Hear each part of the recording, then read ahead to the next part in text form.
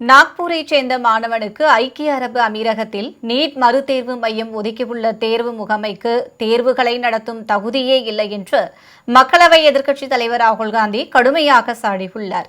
NEET மறுதேர்வு எழுதவிருக்கும் நாக்பூரைச் சேர்ந்த மாணவர் முகமது தாலிபின் தேர்வுக்கான அனுமதி சீட்டை நேற்று பதிவிறக்கம் செய்தார்.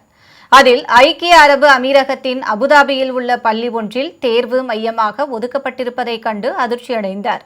இதுகுறித்து தேர்வு முகமையிடம் அளித்த புகாரின் பேரில் இன்று மாலை 4 மணிக்குள் சரியான தேர்வு மைய விவரங்களுடன் கூடிய திருத்தப்பட்ட அனுமதி சீட்டை வழங்குவதாக தேர்வு முகமை உறுதியளித்துள்ளது. இந்நிலையில் இதற்கு கண்டனம் தெரிவித்து மக்களவை எதிர்க்கட்சித் தலைவர் ராகுல் காந்தி வெளியிட்டுள்ள எக்ஸ் பதிவில், தேர்வு முகமையானது மாணவர்கள் மற்றும் அவர்களின் பெற்றோர்களின் பொறுமையை சோதிக்கும் செயலில் மட்டுமே ஈடுபட்டு வருவதாக குற்றம் சாட்டியுள்ளார்.